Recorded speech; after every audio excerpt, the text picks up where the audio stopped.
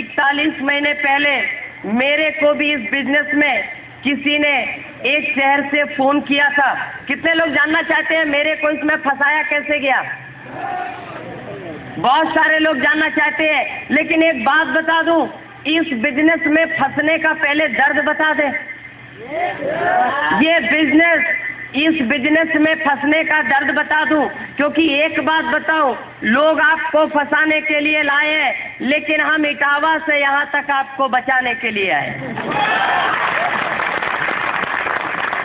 किसी भी कीमत पर आपको फंसने नहीं देंगे, क्योंकि इस बिजनेस में फंसने का दर्द क्या होता है ये मेरे से ज्यादा कोई नहीं जानता। आप भी जानना चाहते हो? बता दूं? देखो, इस बिजनेस में फंसने का पहला दर्द आज से 41 महीने पहले मैं अपने घर में 11.5 महीने घर और कॉलेज के बीच में रहता था। कॉलेज और घर 11.5 महीने बीत जाते थे साल के, और 10-15 दिन के लिए घर से कहीं बाहर जाने का मौका मिलता है। लेकिन इस बिजनेस में फंसने के बाद पहला दर्द है, आज 11.5 महीने से घर नहीं जा पाया हूँ। इस बिजनेस में फंसने का पहला दर्द है। दूसरा भी बता दे क्या जी? इस बिजनेस में फंसने का दूसरा भी दर्द है। आज से 41 महीने पहले जिन शहरों के नाम किताबों में पढ़े थे, जिन शहरों के नाम लोगों के मुंह से सुने थे, सुना करते थे गोवा बहुत अच्छा स्टेट है, सुनते थे दार्जिलिंग भी देखना चाहिए, सुनते थे जयपुर भी जाने लायक है, लेकिन आज दूसरा दर्द है। इन सारे शहरों में जाने का मौका मिला, इन सारे शहरों में घूमने का मौका मिला, ये दूसरा दर्द है। इस बिजनेस में फंसने का एक और दर्द है। बता दे क्या जी? आज से 41 महीने पहले मेरे डैडी मेरे को पर मंथ 5,000 रुपए देते थे पॉकेट खर्चा के लिए। काफी होते हैं ना जी स्टूडेंट के लिए? काफी होते थे। 5,000 रुपए महीने में देते थे। लेकिन इस बिजनेस में फंसने का दर्द है, आज मेरे डैडी मेरे को 5,000 महीने में नहीं देते, लेकिन RCM हर महीने पल्सर खरीदने की इनकम देता है। इस बिजनेस ने एक और दर्द दिया है। बता दे जी? जानना चाहते हैं? भगवान न करे ये दर्द दुश्मन को भी मिले। बता दूं? इस बिजनेस ने जो सबसे बड़ा दर्द दिया है वो सिर्फ इतना है कि आज से 41 महीने पहले मेरे शहर के लोग मेरे डैडी के नाम से मेरे को जानते थे, आज हिंदुस्तान के लोग मेरे नाम से मेरे डैडी को जानते हैं। सबसे बड़ा दर्द है। इतने सारे दर्द देता है RCM। करना चाहिए जी? नहीं करना चाहिए। अभी तो शुरुआत है, आगे आगे बताएंगे तो बहुत सारे लोगों के हार्ट अटैक हो जाएंगे। सुनना चाहेंगे जी? बहुत सारे। लेकिन एक बात बताएं, सबसे पहले ये बता दें हमको किसने फंसाया था, कैसे फंसाया? क्योंकि देखो, हर किसी को इस बिजनेस में फंसाया गया है, कोई भी अपनी मर्जी से नहीं आया। और मेरे को जिस इंसान ने फंसाया था वो यूपी के first technical achiever doctor Ghanshyam Yadav ji. Friends, आज से 41 महीने पहले एक इंसान मेरे को फोन करता है और बोलता है, एक बात बता, क्या तू रायबरेली आ सकता है? यूपी का एक दूसरा डिस्ट्रिक्ट है रायबरेली, सुना है ना नाम? मेरे को रायबरेली बोलता है आ सकता है। मैंने कहा मेरे को नहीं आना। बोला नहीं आएगा तो मजा आ जाएगा। मैंने कहा मेरे को कोई भी मजा नहीं लेना। बोला बिजनेस के बारे में बताएंगे। मैंने कहा मेरे डैडी का इतना बड़ा बिजनेस है, उसको ही हम करना चाहेंगे तो करेंगे, बाकी कुछ नहीं करना है। लेकिन वो मेरे को इतना ज्यादा प्रेशर डालते हैं कि मैं अपने शहर इटावा से 350 किलोमीटर दूर रायबरेली जाता हूँ। और जब मैं रायबरेली जाता हूँ, रात को 8:30 बजे उनके घर में पहुँचा, 9:30 बजे 2 लोग मेरे को मिलके प्लान दिखाते हैं, रात को 9:30 बजे से लेके 11:30 बजे तक। कितने घंटे जी? 2 घंटे। और 2 घंटे प्लान दिखाने के बाद बोलते हैं, क्यों जी समझ में आया? मैंने कहा हाँ जी सब कुछ समझ में आ गया। सिर्फ एक ही खतरा था, मैंने सोचा अगर ना कर दिया तो 2 घंटे और चाटेंगे। तुरंत बोला सब कुछ समझ में आ गया। अभी इधर भी पूछेंगे समझ में आया जी, सारे बोलेंगे सब कुछ आ गया, कुछ समझाने की जरूरत नहीं। सही है ना? मैंने भी तुरंत बोला सब कुछ समझ में आ गया। सुबह होती है, बोलते चलो आपको पिकअप सेंटर लेकर चलते हैं। दोनों लोग मेरे को पिकअप सेंटर पर ले जाते हैं और जब पिकअप सेंटर पर जाता हूँ तो पिकअप सेंटर के गेट पे जैसे ही पहुंचा, पिकअप सेंटर को देख के हालत खराब हो गई। इतनी जर्जर अवस्था में पिकअप सेंटर, उससे अच्छी पान की दुकान होती है जी। मेरे को दिमाग में एक ही बात आई, रात को तो बड़ी बड़ी हाँक रहा था, इतनी बड़ी कंपनी है, इतना बड़ा टर्नओवर है, ये है वो है, अरे जिसके पिकअप सेंटर का ये हाल है उस कंपनी का क्या हाल हो। लेकिन साहब 2 लोगों के बीच में फंसे थे ना। अंदर जाते हैं, बोरे में से किट निकालता है। किससे निकालता है जी? बोरे में से धूल झाड़ता है, मेरे को देता है, बोलता है इसमें 3 पैंट का कपड़ा है, 3 शर्ट का कपड़ा है, 1 गरम सूट का कपड़ा है और तेरे को 2990 देना है। कितना देना है जी? ये भी नहीं पूछता पॉकेट में है कि नहीं है, बस देना है। मेरे को 100% लग रहा था, 350 किलोमीटर दूर बुला के ठगा है, नटवर लाल का भी चाचा है। लेकिन मैंने उसको 2990 दिया। उस बैग को लेकर अपने घर पे आया, अलमारी में बंद करके रख दिया। सिर्फ एक ही बात सोची, अगर डैडी ने देख लिया तो बोलेंगे तुम फालतू के बहुत खर्चे करते हो। बात समझ में आ रही है जी? 100% आ रही है? चाटूंगा नहीं, अगर नहीं आ रही है तो बोल दो। आ रही है ना जी? मैंने उसको अलमारी में रख दिया और मैं 9 महीने गुजर जाते हैं। 9 महीने मैं भूल गया कि मैं किसी आरसीएम को जानता हूँ। मैंने आरसीएम का कपड़ा लिया है, मैंने आरसीएम का कपड़ा कोई लिया है, किसी को पैसे भी दिए हैं। लेकिन 9 महीने बाद उसी इंसान का फिर फोन आता है। बात समझ में आ रही है ना? क्योंकि एक बात कहते हैं, बुरे दिनों को जितनी जल्दी भुला दो उतना ही अच्छा। तो मैं भी 9 महीने तक भूल गया, लेकिन उस इंसान का फिर से फोन आता है और मेरे को बोलता है यार एक बात बता, क्या फैजाबाद आ सकता है? मैं बोला क्यों? पहले आया था तो आरसीएम में फंसाया था, अब किस में फंसाना है? बोला नहीं यार, आरसीएम के बारे में डिटेल में बताना है। मैंने कहा जब शॉर्ट में बताया था तो 2990 लिया था, डिटेल में कितना लेगा?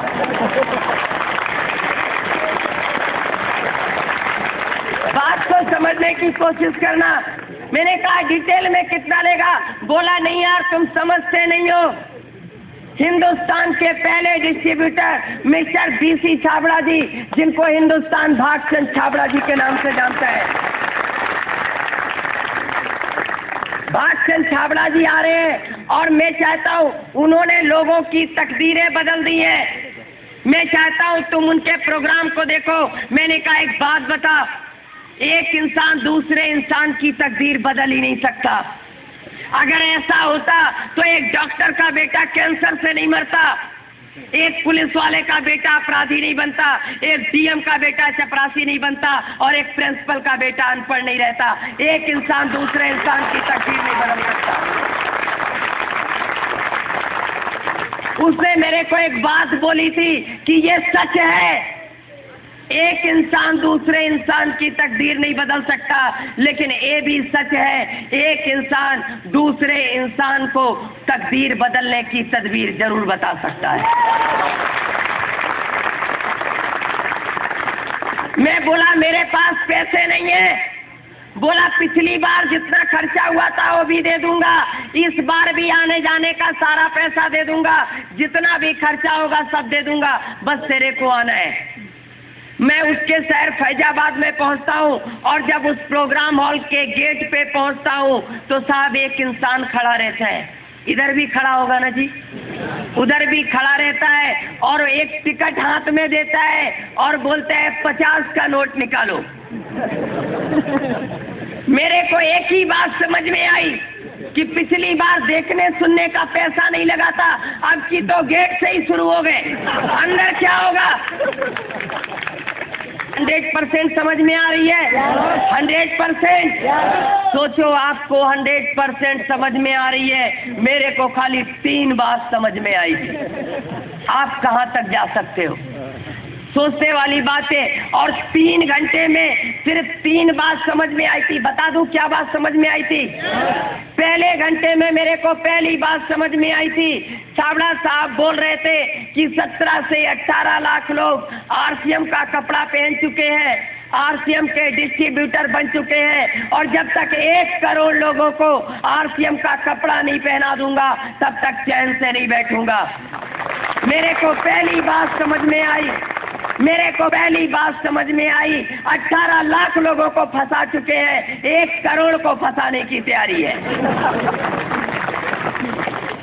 लेकिन दूसरे घंटे में छाबड़ा साहब बोल रहे थे, उनके बोलने का तरीका अच्छा लग रहा था, उनके बात करने का स्टाइल अच्छा लग रहा था, उनके समझाने का सलीका अच्छा लग रहा था, और दूसरे घंटे में दूसरी बात मेरे को समझ में आती है, अरे ये तो खाली 1 करोड़ फंसा पाएंगे, अगर इनके जैसा बोलना मेरे को आ जाएगा मैं 8-10 करोड़ फंसा लूंगा।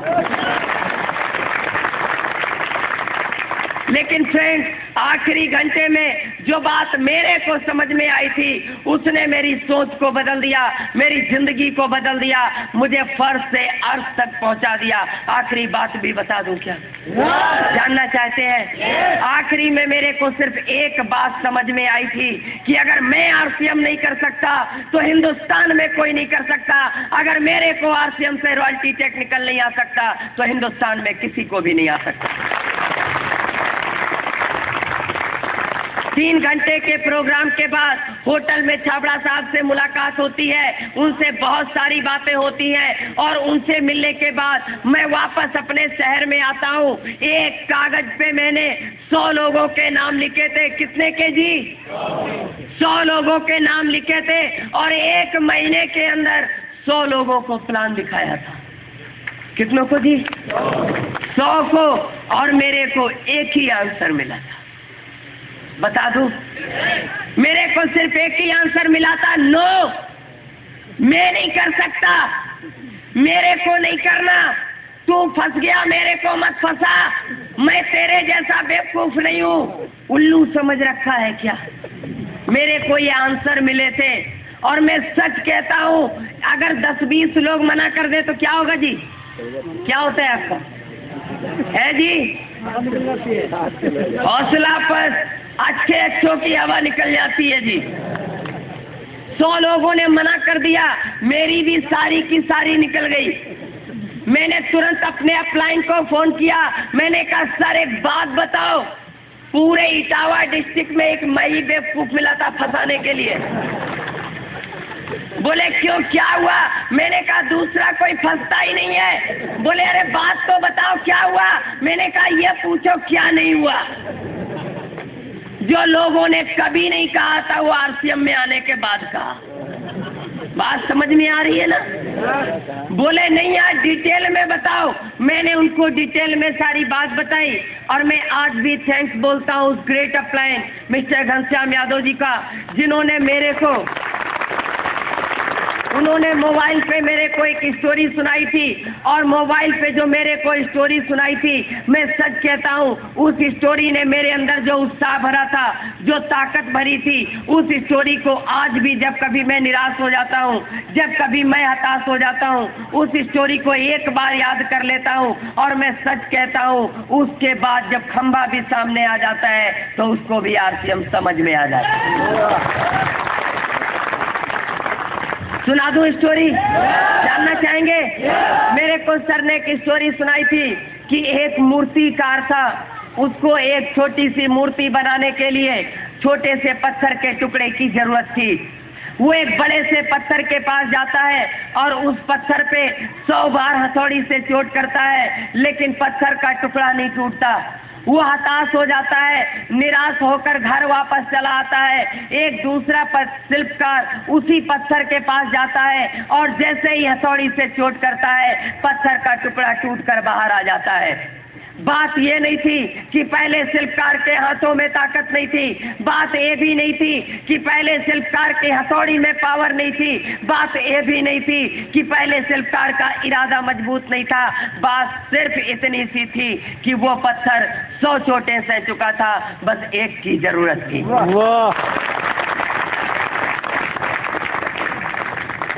मेरे को सर स्टोरी सुनाते हैं। मैंने तुरंत अपने एक दोस्त को फोन किया, मैंने कहा यार एक बात बता, मेरे को तेरे से मिलना है।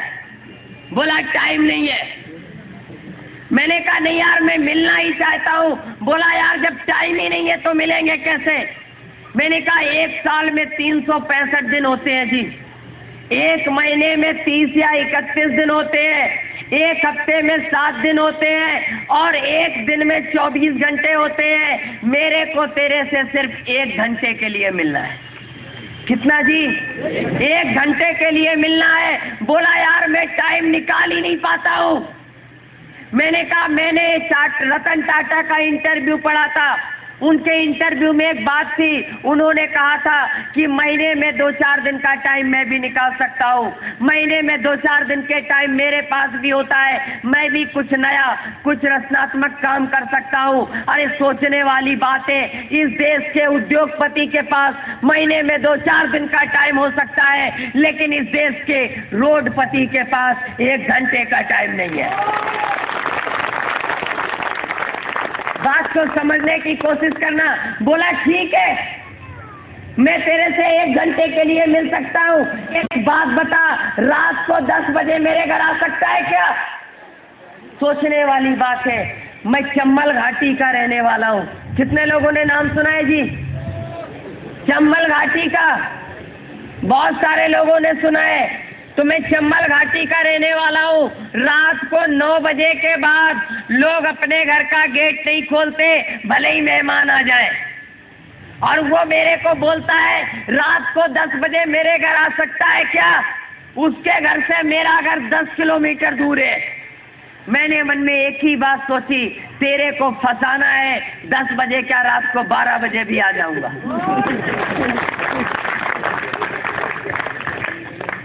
रात के 10 बजे मैं उसके घर पे जाता हूँ, उसकी पूरी फैमिली को बिठा के मैंने आरसीएम का प्लान दिखाया, प्रोडक्ट को बताया, प्रोडक्ट को दिखाया, जो भी मेरे को आता था उतना मैंने उसको बताया।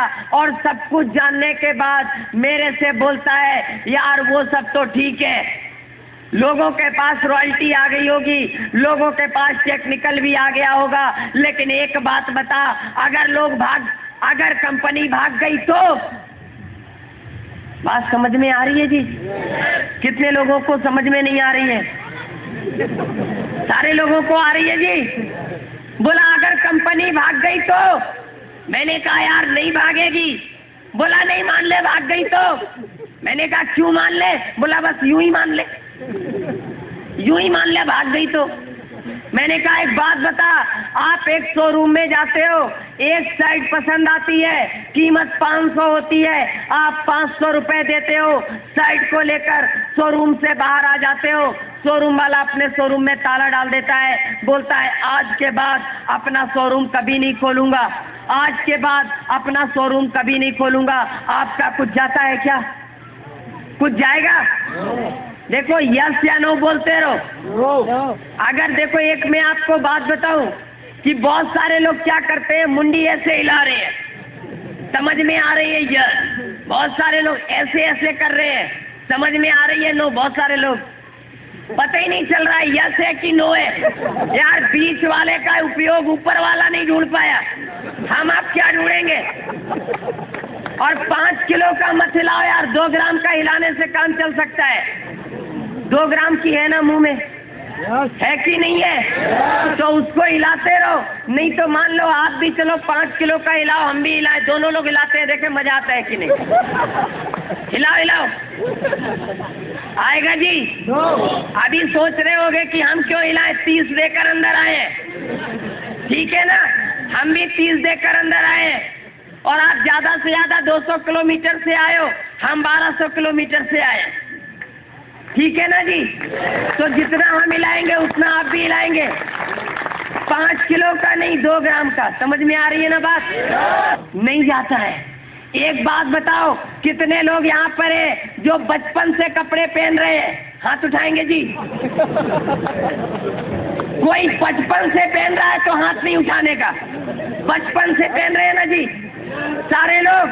कोई बचपन में पहनना तो नहीं शुरू किया?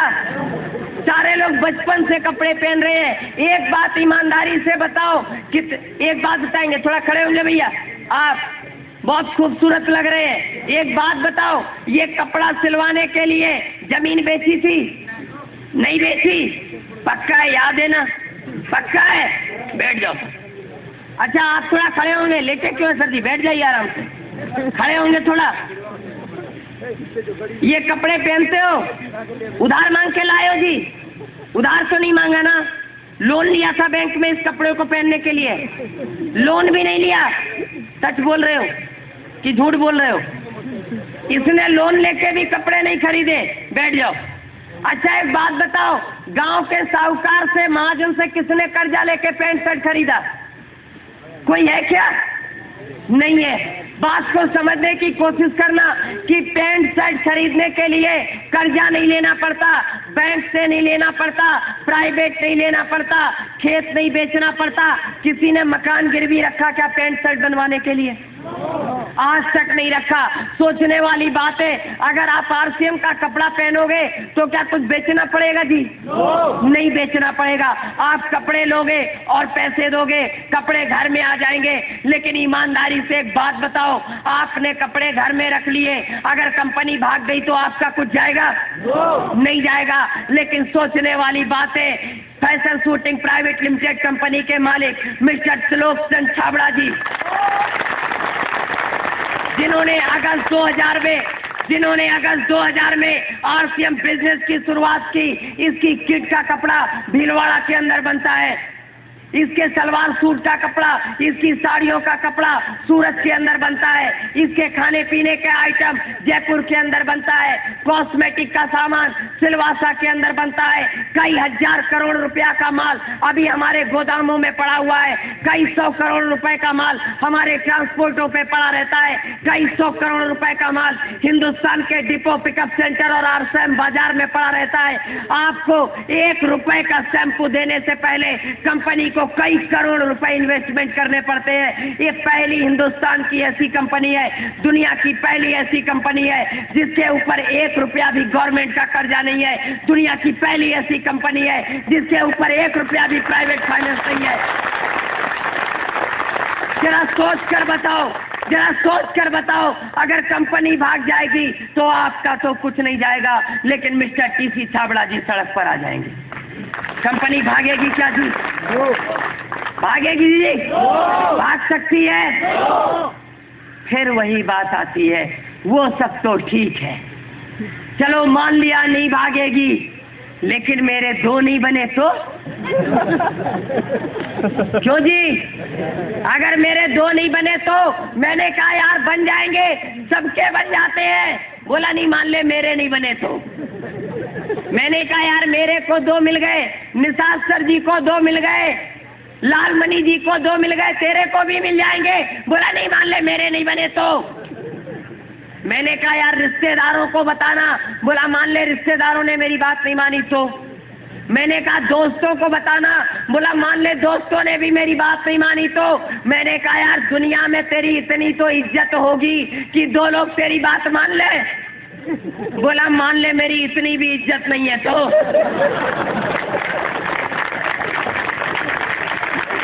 मैं बोला तो एक काम कर, जब तेरी इतनी भी इज्जत नहीं है तो चुल्लू पर पानी में डूब के मर जा। अरे यार सीधी सी बात है, जिस आदमी की इतनी भी इज्जत नहीं है उसको मर जाना चाहिए। और गारंटी है मेरी, मरने के बाद 4 मिल जाएंगे, कंधा देने आएंगे।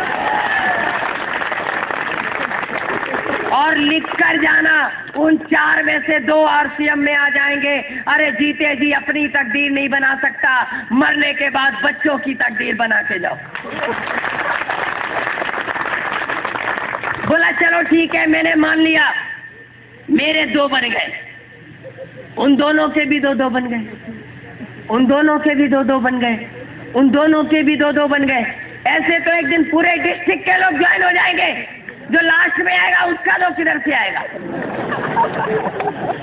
मैं बोला कोई बात नहीं, अपन अपने डिस्ट्रिक्ट से बाहर चलेंगे। यूपी में और भी डिस्ट्रिक्ट है। बोला मान ले सारे डिस्ट्रिक्ट के लोग ज्वाइन हो गए, पूरा यूपी ज्वाइन हो गया, जो लास्ट में आएगा वो 2 कहां से लाएगा?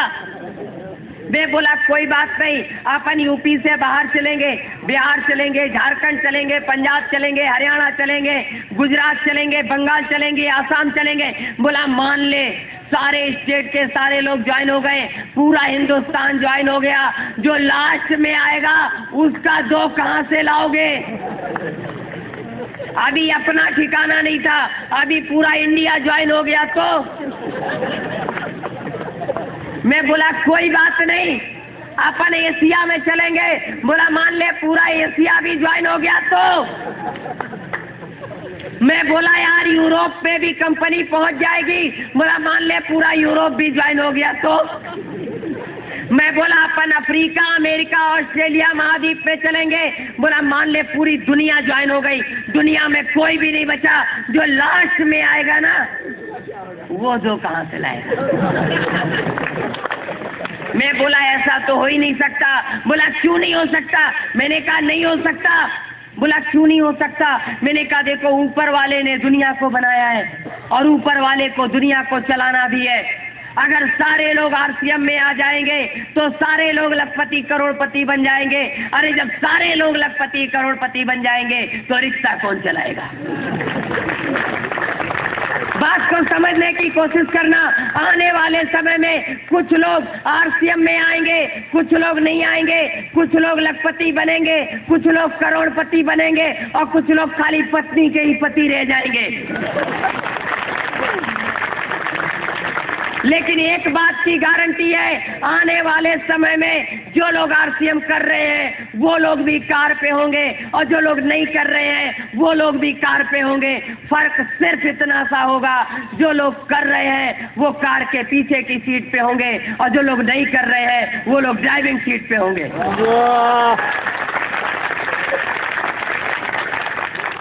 बात समझ में आ रही है?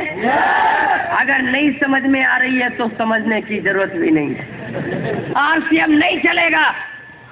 मैंने कहा अब क्यों नहीं चलेगा जी?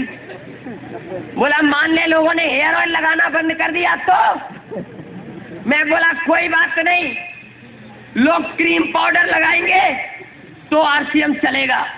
बोला मान ले लोगों ने क्रीम पाउडर लगाना भी बंद कर दिया तो मैंने कहा कोई बात नहीं, लोग नमक मिर्च भुजिया बिस्कुट खाएंगे तो आरसीएम चलेगा। बोला मान ले लोगों ने फल फ्रूट खा के जिंदा रहना शुरू कर दिया तो मैं बोला कोई बात नहीं, लोग नहाएंगे धोएंगे तो आरसीएम चलेगा। बोला मान ले लोगों ने नहाना धोना भी छोड़ दिया तो देखो ये जो तो होती है ना बड़ी खतरनाक होती है। जब जिंदगी में तो आ जाती है तो वो नहीं आती जिसका वो सपना देखते हो। जिंदगी में 2 में से एक ही चीज साथ में रहेगी, या तो रहेगा या वो रहेगा।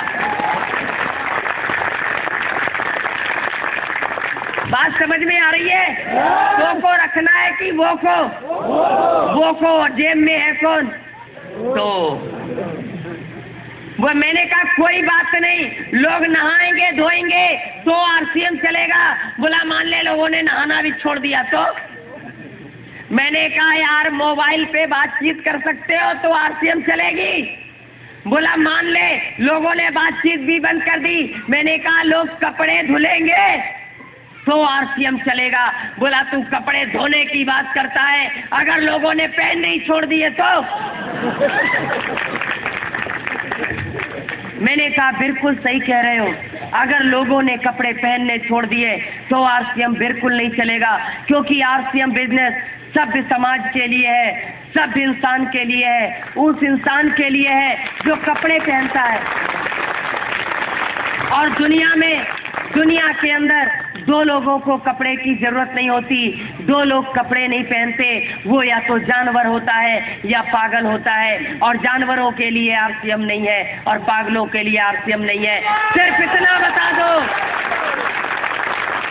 सिर्फ इतना बता दे, सिर्फ इतना बता दो, इन दो में से तुम किस कैटेगरी में आते हो?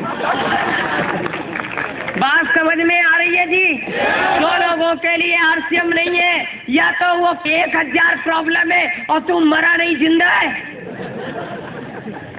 1000 प्रॉब्लम है और उसके बाद भी तो जिंदा है, तो एक काम और कर, एक और प्रॉब्लम ले ले, आरसीएम 1001 हो जाएगी। अरे जब 1000 में नहीं मरा तो 1001 प्रॉब्लम में भी नहीं मरेगा, मेरी गारंटी है। मरेगा क्या जी? अरे जो 100 किलो के बोझ से नहीं मरा, 2 ग्राम और लाद दोगे तो क्या मर जाएगा? नहीं मरेगा। लेकिन इस बात की गारंटी है कि अगर आरसीएम नाम की एक और प्रॉब्लम ले लोगे तो 5 साल अगर 1001 प्रॉब्लम के साथ जी लोगे तो इस बात की गारंटी है 1000 प्रॉब्लम खत्म हो जाएगी, खाली एक प्रॉब्लम रह जाएगी, आरसीएम आरसीएम आरसीएम। कहूंगा आरसीएम का साबुन ले लो, सर्फ ले लो। शर्म आती है, मैं नहीं कर सकता। क्यों जी?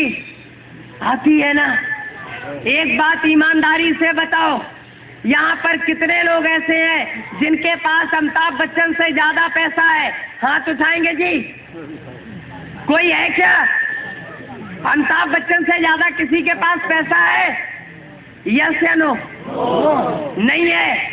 अमिताभ बच्चन से ज्यादा पैसा नहीं है। ईमानदारी से बताओ, अमिताभ बच्चन से ज्यादा नाम है क्या? अमिताभ बच्चन से ज्यादा नाम भी नहीं है। ईमानदारी से बताओ, अमिताभ बच्चन जैसा किसी का बेटा है क्या? अमिताभ बच्चन जैसी बहू है क्या? नहीं है। अरे कुछ लोग बोल नहीं रहे, लगता बाकी लोगों की है। यस या नो? नहीं तो हम भी चुप।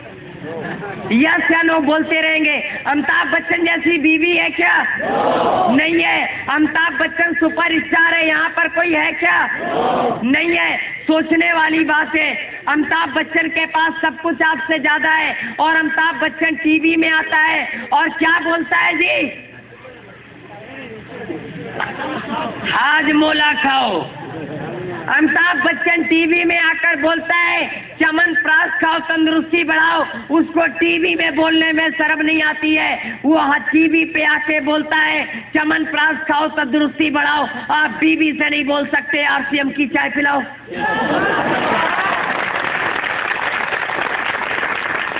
बात को समझने की कोशिश करना।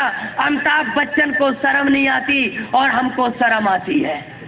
उसके पास शर्म नहीं आती, इसीलिए उसके पास पैसा आता है, और हमको शर्म आती है, इसीलिए हमको हमारे पास नहीं आता है। उसको शर्म नहीं आती, उसको सफलता मिलती है, हमको शर्म आती है, इसीलिए हमको सफलता नहीं मिलती। बात समझने की कोशिश करना। अभी देखो, लोग बोलने का पैसा लेते हैं, वो ऐड करते हैं, पैसा ले जाते, और हमको ऐड करने में शर्म आती है। बात को समझने की कोशिश करना। एक खूबसूरत सी लड़की टीवी पे आती है। अभी मैं एक बार टीवी देख रहा था, वैसे मैं बहुत कम टीवी देखता हूँ, अब ये तो मेरे को नहीं पता, मैं उसमें ऐड देख रहा था, क्योंकि ये तो टीवी में आजकल पता ही नहीं चलता है कि पिक्चर के बीच में ऐड आता है कि ऐड के बीच में पिक्चर आती है। ये तो पता नहीं चलता है ना जी। तो मैं ऐड देख रहा था, एक खूबसूरत सी लड़की आती है टीवी पे, एक खूबसूरत सी लड़की आती है, उसका ज्यादा नाम तो नहीं पता है, लेकिन वो बोलती है मेरी खूबसूरत त्वचा का राज साबुन है। अब साबुन का नाम नहीं ले सकते ना, उस साबुन वाले मेरे को पैसा नहीं देते, जो ऐड करने का देते हैं उन्हीं का नाम लेते हैं। बोलती है मेरी सुंदरता का राज साबुन है जी। एक बात बताओ, थोड़ा आप खाए होंगे जी, सफेद टोपी लगाए हैं, साबुन लगाते हैं जी, लगाते हैं। कितने साल से लगा रहे हैं जी? 8 साल से लगा रहे हैं। 8 साल से ये साबुन लगा रहे हैं जी। एक बात ईमानदारी से बताओ, उस लड़की की खूबसूरत त्वचा हो गई, आपकी क्यों नहीं हुई जी? क्या साबुन कंपनी वाले से आपकी दुश्मनी है क्या? कोई खानदानी अदावत है जी? है जी? उसकी हो गई, आपकी क्यों नहीं हुई जी? बैठिए सर जी, हम बताते हैं। बात को समझने की कोशिश करना, क्योंकि ये जब साबुन लेने जाते हैं तो इनकी जेब से 14 रुपया जाता है और उसकी जेब में 14 करोड़ पहुंचता है। ये काले हो जाते हैं और लाल हो जाते हैं। और मैं उनको ग्रेट बोलता हूँ क्योंकि मैंने उनसे बहुत कुछ सीखा है। बात को समझने की कोशिश करना। मेरा एक दोस्त है, मैं जब भी उसको फोन करता हूँ बोलता हूँ और यार कैसे हो, क्या चल रहा है, तो बोलता है बस कट रही है। क्या बोलता है जी? कट रही है। जब भी उसको फोन किया बोला कट रही है। मैंने अभी उसको फोन किया था दीपावली पे, मैंने बोला और यार क्या है, रात को 11 बजे, तो बोला कट रही है। मैंने कहा क्या कट रही है, रात को 11 बजे सब्जी काट रहा है क्या? बोला नहीं बिस्तर पे हूँ। मैंने कहा बिस्तर पे क्या काट रहा है? बोला कट रही है। सोचने वाली बात है। बोला जिंदगी कट रही है। सुना है कि 84 लाख योनियों के बाद इंसान का शरीर मिलता है और उसके बाद भी लोग कहते हैं कट रही है। काटने के लिए भेजा है क्या जी? लेकिन कट रही है। एक मेरा और दोस्त है, उसको जब भी फोन करता हूँ बोलता गुजर रही है। मैं बोला और क्या हाल चाल है? बोला गुजर रही है।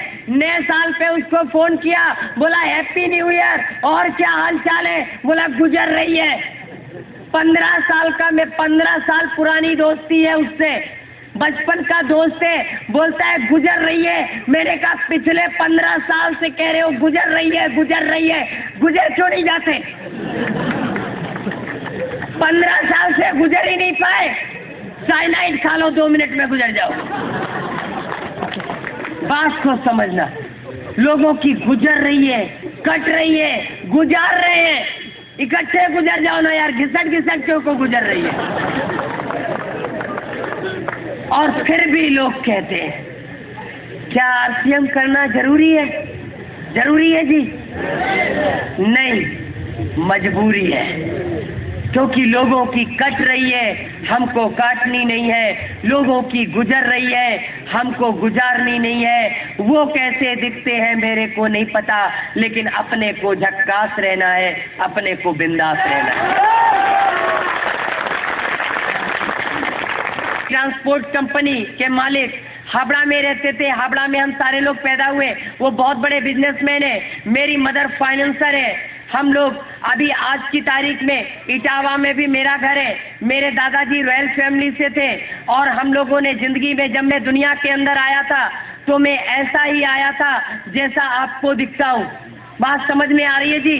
और क्योंकि मैं इस देश से बाहर भी रहा हूँ, मेरी आधी से ज्यादा जिंदगी हिंदुस्तान के बाहर गुजरी है। मैंने हिंदुस्तान में आकर हिंदी को भी सीखा है। मैं बहुत अच्छी तरीके से हिंदी बोलना लगभग 2 साल से जानता हूँ। मैं टूटी फूटी बोलता हूँ, बहुत सारे शब्द मैं हिंदी के नहीं बोल पाता हूँ। अगर आपको दिक्कत होगी मेरी बात को समझने में तो आप बता देंगे, ठीक है ना जी? वैसे सारी चीजें समझ में आ रही होंगी, क्यों लालमणि जी? कोई दिक्कत तो नहीं हो रही होगी जी सर? तो हम लोग थोड़ी सी बात करते हैं कि लोग जिंदगी के साथ समझौता करते हैं, लोग जिंदगी के साथ एडजस्टमेंट करते हैं, और लोग जिंदगी के साथ समझौता कैसे करते हैं जानना चाहते हो जी? सारे लोग? कितने लोग जानना चाहते हो जी? सारे लोग जानना चाहते हैं। ओके सर, मैं आपको एक बात बताऊं कि अभी मेरा मानना है कि हिंदुस्तान के अंदर 95% यंग लोग, अब उनकी एज 18 साल से 25 साल है। 95% लोग अगर उनके पास मोटरसाइकिल है तो सिर्फ 2 ही कारण हैं, या तो उनके पापा ने दी है या उनके पत्नी के पापा ने दी है। गलत बोल दिया क्या जी? सही बोला। देखो राजा पाकर में ऐसा नहीं होता है, हमारे इधर ऐसा होता है। 2 ही कारण है, या तो अपने पापा देते हैं या पत्नी के पापा देते हैं, ठीक है ना जी?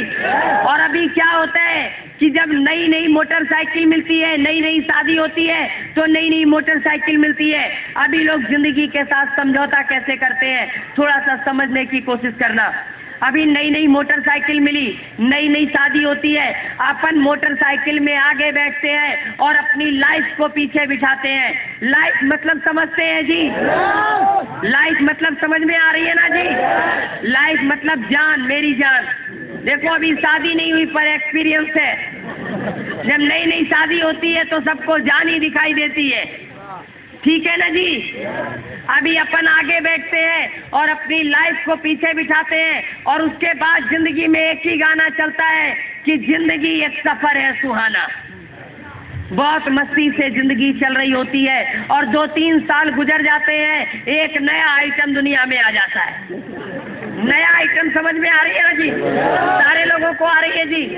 एक नया आइटम दुनिया में आ जाता है। अभी थोड़ा सा सीन बदलता है और सीन के साथ सॉन्ग भी बदलता है। अभी अपन आगे बैठते हैं और आइटम को बीच में बिठाते हैं और अब लाइफ हो जाती है। क्या होती है जी? लाइफ हो जाती है। और लाइफ के बाद वाइफ हो जाती है। वाइफ को पीछे बिठाते हैं और उसके बाद जिंदगी में एक ही गाना चलता है, 100 साल पहले हमें तुमसे प्यार था। अभी शक है कि नहीं है, लेकिन 100 साल पहले था, गारंटी है। और अभी थोड़ा सा जिंदगी में और परिवर्तन आता है, 2-3 साल और गुजरते हैं, पहला वाला आइटम बड़ा हो जाता है और दूसरा वाला दुनिया में आ जाता है। और आप क्या करते हैं? देखो लोग एडजस्टमेंट कैसे करते हैं, समझने की कोशिश करना। पहले वाले आइटम को टंकी पे बिठाते हैं, फिर अपन बैठते हैं, फिर दूसरे वाले आइटम को बीच में बिठाते हैं और अब पत्नी हो जाती है। क्या हो जाती है जी? पत्नी हो जाती है। पत्नी को बोलते हैं ऐसा कर, आधा सीट पे आधा कैरियर पे। एडजस्टमेंट करते हैं लोग। और उसके बाद जिंदगी में एक ही गाना चलता है, जाने कहाँ गए वो दिन। गलत तो नहीं बोल रहा ना जी? बहुत सारे लोगों को सीन याद आ रहा होगा, क्यों जी? लेकिन साहब कुछ समय और गुजरता है, 1-2 साल गुजरते हैं और 1-2 साल बाद क्या होता है कि जो पहला वाला आइटम रहता है वो थोड़ा सा और बड़ा हो जाता है। वो जब थोड़ा सा और बड़ा हो जाते हैं, उसको टंकी पे बिठाते हैं और बोलते हैं बेटा मुंडी टेढ़ा करके बैठ। बात समझ में आ रही है? अपन पीछे बैठ के चलाएंगे, अगर वो मुंडी सीधा रखेगा तो पीछे से आगे दिखेगा नहीं। बोलते हैं बेटा मुंडी टेढ़ा रख के बैठ। फिर अपन बैठते हैं, फिर दूसरे वाले आइटम को बिठाते हैं, फिर फैमिली हो जाती है, उसको बोलते हैं ऐसा कर, आधा सीट पे आधा कैरियर पे, और तीसरे वाले को कस के पकड़ने का। गलत तो नहीं है ना जी?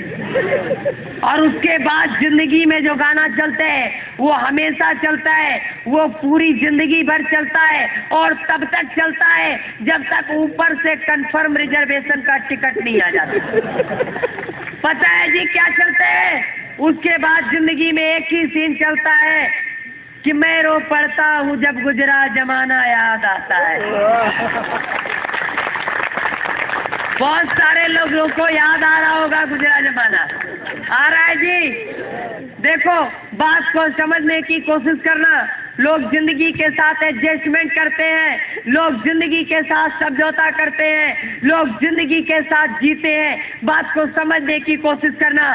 जब मोटरसाइकिल की जरूरत थी तब मोटरसाइकिल थी, जब कार की जरूरत थी तभी भी मोटरसाइकिल है, और जब मिनी बस की जरूरत है तभी भी मोटरसाइकिल है।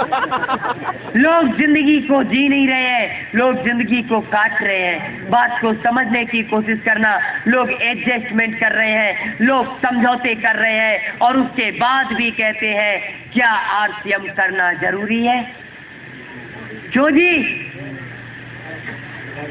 सारे लोग जिंदा हैं क्या?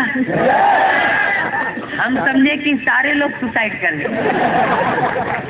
देखो यार, बोलते चालते रहोगे ना तो मेरे को लगेगा जितना हो जाता है। उसके बाद आलू को छांटा जाता है, बड़ा बड़ा आलू एक तरफ, मीडियम आलू एक तरफ, और एकदम छोटा छोटा छर्री आलू एक तरफ। ठीक है ना जी? और उसको बाजार में बेचते थे। लेकिन उसी गांव में एक किसान था, जब सारे लोग आलू छांट के तैयार होते थे तब तक वो अपना आलू बाजार में बेच के घर आ जाता था। सारे किसान बड़े परेशान कि ये अपना आलू इतनी जल्दी छांट कैसे लेता है, जबकि खोदने हम लोगों के साथ ही जाता है, एक साथ खोद के लाता है, फिर ये छांट कैसे बेच के कैसे चलाता है। सारे किसान उस किसान के पास जाते हैं और बोलते हैं भैया एक बात बताओ, तुम्हारा आलू इतनी जल्दी छट कैसे जाता है? वो बोलता है जी मैं कुछ नहीं करता, मैं आलूओं को खोदता हूँ, बैलगाड़ी में लादता हूँ और गांव की सबसे खराब सड़क से होते हुए बाजार में जाता हूँ, और जब बैलगाड़ी हिलती डुलती है, बहुत सारे धक्के लगते हैं, बहुत सारे झटके लगते हैं, तो उन दोचियों में क्या होता है, बड़ा बड़ा आलू सबसे ऊपर आ जाता है, मीडियम आलू बीच में आ जाता है और छोटा आलू सबसे नीचे चला जाता है। बात को समझने की कोशिश करना। सेम आरसीएम, जब बुरा वक्त आता है, बुरी परिस्थिति आती है, कठिन से कठिन दौर आता है, कठिन से कठिन हालात आते हैं, जो लोग लड़ते रहते हैं, जो लोग करते रहते हैं, वो लोग आरसीएम में रॉयल्टी, टेक्निकल और रूबी स्टार पे जाते हैं। और जो लोग रुक जाते हैं, जो लोग थम जाते हैं, वो यहाँ से बाहर हो जाते हैं। और एक मैं आपको बात बता दूं, इस देश को छोटे आलू टाइप के लोगों की जरूरत नहीं है, इस समाज को भी ऐसे लोगों की जरूरत नहीं है। आप अपने परिवार से पूछ लेना, छोटे आलू टाइप के लोगों की जरूरत नहीं है, तो आरसीएम को भी ऐसे लोगों की जरूरत नहीं है। आरसीएम उन लोगों का बिजनेस नहीं है जिनके पास दिल ही नहीं है। आरसीएम उन लोगों का बिजनेस है जिनके पास कलेजा है। बात समझ में आ रही है जी? पहली बार आप लोगों से मुलाकात है, थोड़ा सा अपने बारे में बता दें जी, थोड़ा सा। कितने लोग जानना चाहेंगे जी? पहली मुलाकात है, क्यों सर जी, डिटेल अपनी भी डिटेल हो जाए, क्योंकि पहली मुलाकात है और पहली मुलाकात में एक बार परिचय पूरा होना चाहिए। क्यों जी? मैं आपको बता दूं, मैं वेस्ट बंगाल हावड़ा में पैदा हुआ था। मैं जैसा दिखता हूँ, मैं दुनिया के अंदर ऐसा ही आया था। और जब मैं दुनिया के अंदर आया था, उसके बाद से दुनिया के बड़े बड़े डॉक्टरों ने मेरा इलाज किया, दुनिया में कई देशों के डॉक्टरों ने मेरा इलाज किया, और मेरा 9 साल तक मेरी जिंदगी हॉस्पिटलों में बीती। और उसके बाद मैं अपने घर पे आया था, जब सारे डॉक्टर्स ने इस बात को मना कर दिया कि नहीं ठीक कर सकते। उसके बाद मैं अपने घर पे आया था। मैं दुनिया का सबसे निगेटिव इंसान था, और शायद मेरे जैसा निगेटिव इंसान दुनिया के अंदर नहीं था। मैं हमेशा निगेटिव ही सोचता था, सिर्फ और सिर्फ निगेटिव सोचता था, और इतना निगेटिव सोचता था कि आज मैं बता नहीं सकता। मैं हर चीज को ना बोलता था, मैं हर चीज को ना जानता था, लेकिन मैं थैंक्स बोलता हूँ अपने मम्मी डैडी को, जिन्होंने मेरे को कॉलेज में पढ़ने के लिए भेजा, मेरे दादी बाबा को, जिन्होंने बहुत कोशिश की मेरे को पढ़ाने की, और बहुत सारी कोशिश की। और मैं थैंक्स बोलता हूँ उस टीचर को जिसने मेरे को पेन पकड़ना सिखाया था, और आज ये हाथ कंप्यूटर भी चला सकते हैं। बात को समझने की कोशिश करना। मेरे डैडी से जब मेरे को बोलते थे स्कूल में जाना है, तो मैं बोलता था मैं नहीं पढ़ सकता। काफी कोशिशों के बाद उन्होंने मेरे को सिर्फ एक ही बात बोली थी, कुछ नहीं करना है, आपके टीचर जो कहते हैं सिर्फ वही करते रहो। मैंने कहा मैं नहीं कर सकता। बोले वो वही काम बोलेंगे जो आप कर सकते हो, वो ऐसा कोई भी काम नहीं बोलेंगे जो आप नहीं कर सकते हो। बात को एक मैं आपको और बता दूं बात, कि 9 साल तक जब मैं हॉस्पिटलों में रहता था, मेरे को दुनिया के सिर्फ 3 रिश्तों के बारे में पता था। मेरे को पता था एक डॉक्टर होता है, मेरे को पता था एक नर्स होती है, मेरे को पता था कि डॉक्टर और नर्स से पेशेंट का रिश्ता होता है, और तीसरा रिश्ता मेरे को पता था कि एक दोस्ती होती है। 3 ही रिश्ते मेरे को पता थे, लेकिन घर आने के बाद बहुत बाद मैंने जाना कि मम्मी भी होते हैं, डैडी भी होते हैं, दादाजी भी होते हैं, दादी जी भी होते हैं, और दुनिया के बहुत सारे रिश्ते भी होते हैं। दुनिया में 9 साल बाद मैंने जाना। जब मैं स्कूल जाता था तो जो मेरे टीचर कहते थे मैं करता था, जो मैं आज भी थैंक्स बोलता हूँ कि मैंने सिर्फ फॉलो किया जो वो बोलते चले गए, और मैं पढ़ता चला गया। लेकिन मेरे अंदर से बहुत सारी नेगेटिविटी नहीं गई, मैं बहुत सारा नकारात्मक बातें सोचता था, मैं बहुत ज़्यादा नो सोचता था, मैं बहुत ज़्यादा नहीं सोचता था। बात को समझने की कोशिश करना। एक बार मेरे घर में सफाई हो रही, और उसमें बहुत सारे सामान घर से बाहर रखे होते हैं, और एक टेबल पर एक बहुत खूबसूरत डायरी रखी थी, बहुत ही खूबसूरत डायरी थी। और बस उस डायरी को देखकर मैं यूं ही उसके पन्ने को पलटने लगा। मेरे डैडी की डायरी थी, और मैं उसको पढ़ने लगा। जब मैंने उसको पढ़ना शुरू किया तो उस डायरी में एक डेट थी 15 फरवरी। 15 फरवरी उसमें डेट लिखी हुई थी और मैंने उस पन्ने पर मेरे डैडी ने लिखा था कि कल डॉक्टर ने डिलीवरी की डेट दी है, मेरा पहला बेटा दुनिया में आने वाला है और जब मेरा बेटा दुनिया में आएगा मेरा दो ही सपना है, या तो मैं उसे बहुत बड़ा बिजनेसमैन बनाऊंगा, मेरे से भी बड़ा बिजनेसमैन बनेगा, या फिर वो पायलट बनेगा। ये मेरे डैडी का सपना था। जब मैंने उस पन्ने को पलटा उसमें अगली डेट लिखी हुई थी, अगले पन्ने पे सिर्फ एक बात लिखी हुई थी, सिर्फ एक लाइन लिखी थी कि आज मेरा सपना टूट गया। क्या लिखा था जी? आज मेरा सपना टूट गया। पहली बार जिंदगी को एहसास हुआ कि जब मैं दुनिया में आया था तो मेरे डैडी का सपना टूटा था। जिंदगी में पहली बार जाना कि जब बच्चा पैदा होता है वो रोता है या नहीं रोता ये तो नहीं पता, लेकिन ये बात पता चली कि जब मैं दुनिया में आया था तो मेरे डैडी ने रोया था, मेरे मम्मी ने रोया था, जो लोग मेरे को प्यार करते हैं उन लोगों ने भी रोया होगा।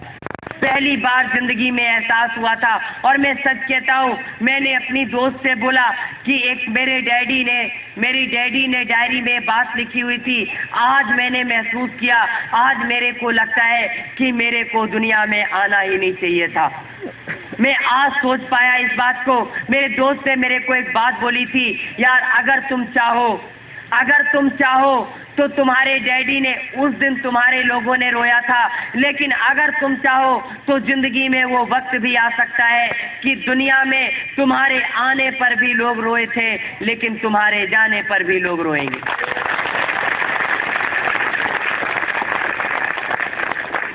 मैं सच कहता हूँ, उस दिन के बाद मेरे दिमाग की सोच बदलनी शुरू हुई। बहुत ज़्यादा मैं नहीं कहता कि मैं पॉजिटिव हो गया, लेकिन मैंने अपनी एजुकेशन में मन लगाया और उसके बाद मैंने सेल्स की ट्रेनिंग ली, मैंने प्रैक्टिकल साइकोलॉजी की ट्रेनिंग ली, मैंने ट्रेनिंग देना शुरू किया। कुछ लोगों के साथ मेरा कांटेक्ट हुआ और मेरे को आरसीएम में किसी ने ज़बरदस्ती ज्वाइन करवाया। मैं पहले भी बोल चुका हूँ। और उसके बाद मैंने आरसीएम में ट्रेनिंग देना शुरू किया, फिर मैंने आरसीएम को करना भी शुरू किया। और मैं सच कहता हूँ, आज मैंने अपने डैडी से एक ही प्रॉमिस किया था कि सफलता की जिन बुलंदियों को छूने को लोग तरसते हैं, सफलता की उन बुलंदियों पर आज मैं कदमों के निशान छोड़ जाऊंगा। मानते हैं इस बात को जी? जानते सारे लोग हैं, मानते भी सारे लोग हैं, पर करते सारे लोग नहीं। यस या नो सर? करते नहीं है सारे लोग। और मैं आपको एक बात बताऊं, एक बार मैं बीसी साहब का प्रोग्राम देख रहा था और बीसी साहब ने एक बात बोली थी कि अगर आपको जिंदगी में कुछ हासिल करना है, कुछ बड़ा हासिल करना है, तो एक काम करो, अगर आपको दूध बहुत अच्छा लगता है, आपको खाना खाने के बाद दूध की जरूरत पड़ती है, बिना दूध पिए आप सो नहीं सकते हो, तो आज एक काम करो, आज कसम खा लो, तब तक दूध नहीं पिएंगे जब तक रॉयल्टी नहीं आ जाएगी। बात को समझने की कोशिश करना। उन्होंने कहा था, जो चीज आपको सबसे प्यारी लगती है, आप कसम खा लो कि उस चीज को उस दिन तक नहीं छुओगे जब तक आपको कोई पिन नहीं मिल जाती, आपको रॉयल्टी टेक्निकल नहीं मिल जाता, कुछ नहीं मिल जाता। बात को समझने की कोशिश करना। मैंने भी एक बात को सोचा था और मैंने अपने सर जी को बोला था, अपनी ग्रेट अपलाइन को बोला, मैंने उनसे प्रॉमिस किया था कि सर जी उस दिन तक मैं अपने घर नहीं जाऊंगा जब तक मेरे को एमराल्ड स्टार नहीं आ जाएगा। क्योंकि मैं एक बात बताऊं, दुनिया में सबसे ज्यादा अच्छा मुझे अपना घर लगता है। बताऊं, ऐसा कुछ भी नहीं है, ऐसा कुछ भी नहीं है। एक बात को ध्यान से अपने दिमाग में नोट कर लेना, चाहे कॉपी पे नोट कर लेना, चाहे दिल में नोट कर लेना, लेकिन आज मेरी बात को नोट कर लेना कि बिगड़े हुए हालात की तस्वीर बदल सकती है, बिगड़े हुए हालात की तस्वीर बदल सकती है, बस से बदतर हाल में तकदीर बदल सकती है। मानता हूँ किस्मतें, मानता हूँ मैं खुदा, किस्मतें लिखता है मगर मानता हूँ मैं खुदा किस्मतें लिखता है, मगर आदमी अगर चाह ले तहरीर बदल सकती है, तहरीर बदल सकती है, तहरीर बदल सकती है। बात को समझने की कोशिश करना। बात समझ में आ रही है जी? 100% आ रही है जी?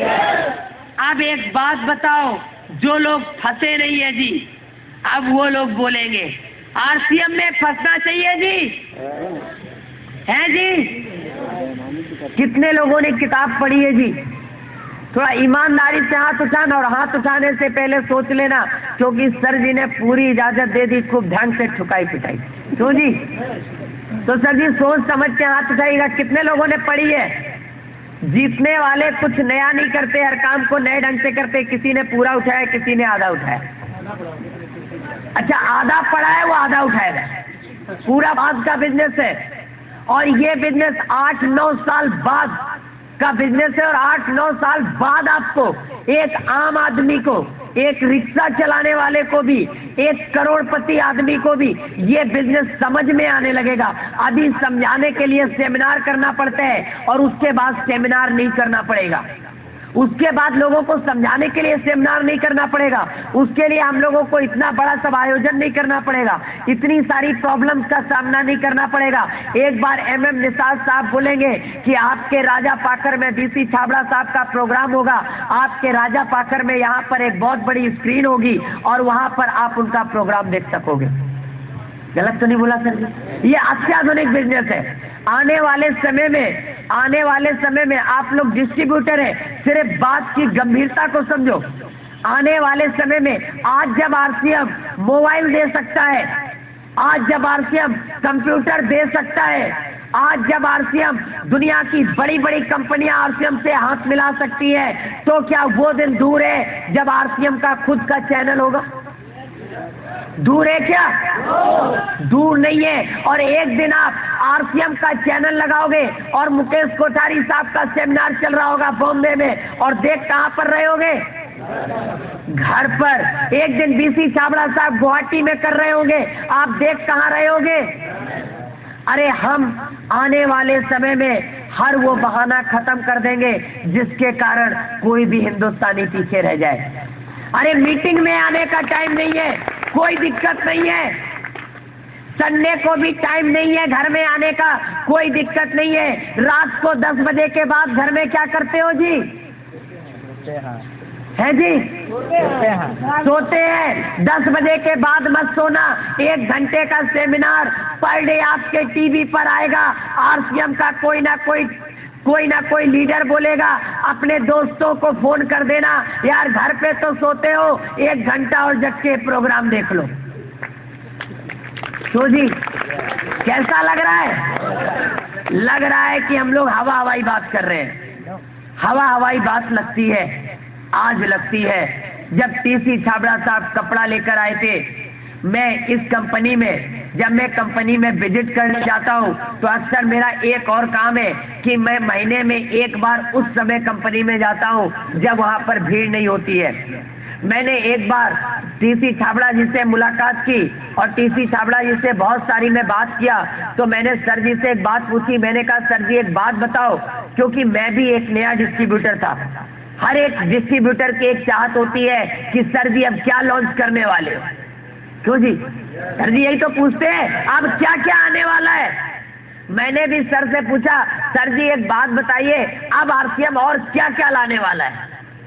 तो पता है मेरे को आंसर क्या मिला था? जानना चाहते हैं जी? उन्होंने मेरे को एक आंसर दिया था आज से 1.5 साल पहले।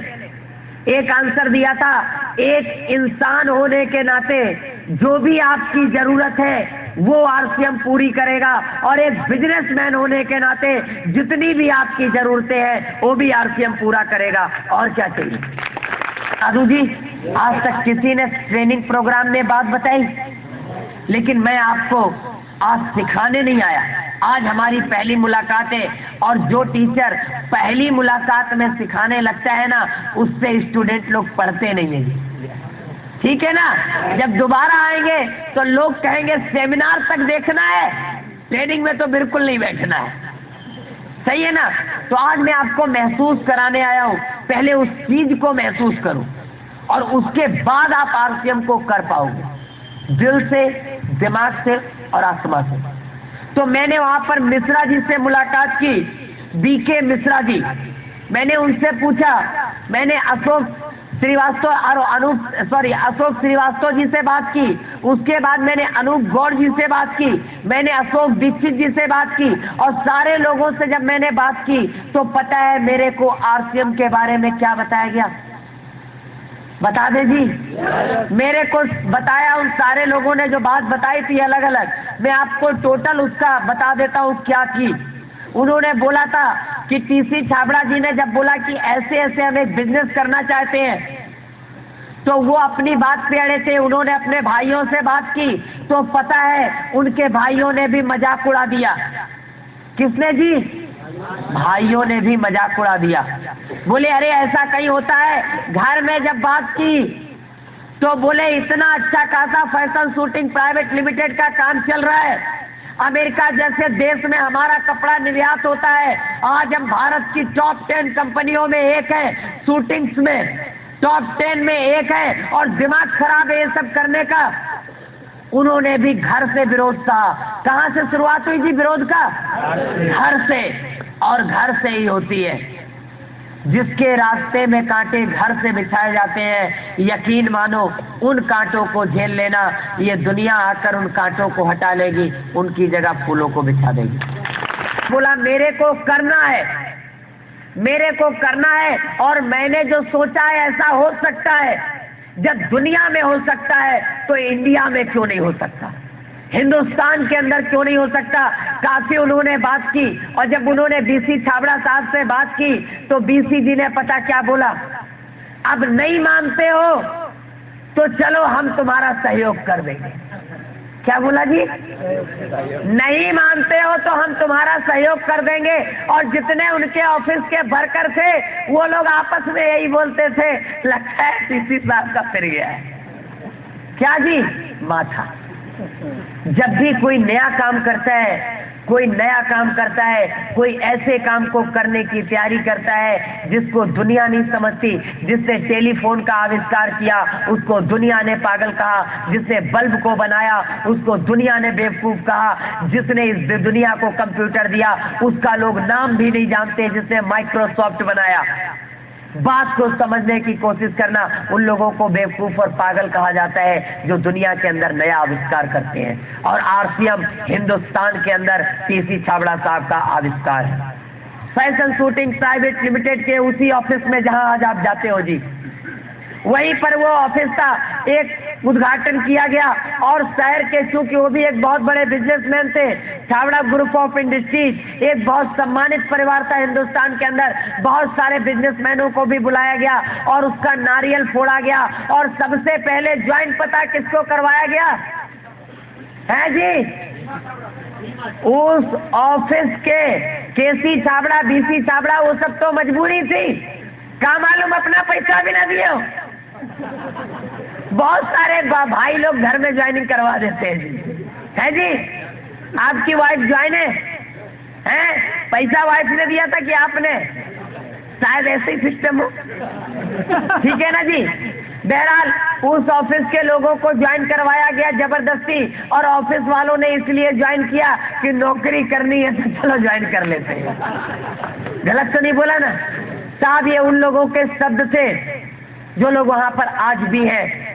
और उसके बाद आरसीएम की शुरुआत हुई साहब, धीरे धीरे बिजनेस बढ़ा। और सर 6 पैंट के कपड़े थे, कितने थे जी? 6 पैंट के पीस से बिजनेस शुरू हुआ। और जब बिजनेस शुरू हुआ एक बड़ा खासा अच्छा खासा ग्रुप बना। और पता है क्या होता था? कभी कभी बीसी छाबड़ा जी का भी चेक 0 हो जाता था। क्यों? क्योंकि हर महीने लोग ज्वाइन नहीं हो पाते थे, बड़ी प्रॉब्लम आ रही थी। और एक समय ऐसा आया जब सारे लोगों ने हथियार डाल दिए कि नहीं, ये नहीं हो सकता, ये नहीं हो सकता, बिल्कुल नहीं हो सकता, कभी नहीं हो सकता। लेकिन एक इंसान ने उस वक्त भी हथियार नहीं डाले, उसको कहते हैं टीसी छाबड़ा जी। क्योंकि उनका मानना था कि इंसान अगर चाहे तो तहरीर बदल सकता है। भले ही खुदा किस्मत लिखते हैं, लेकिन इंसान लिखे हुए को बदल सकते हैं। ये इंसान के अंदर काबिलियत होती है, बस आपको पहचानने की जरूरत है, बात को समझने की। कल की एनिवर्सरी की सीडी देखी है किसी ने जी?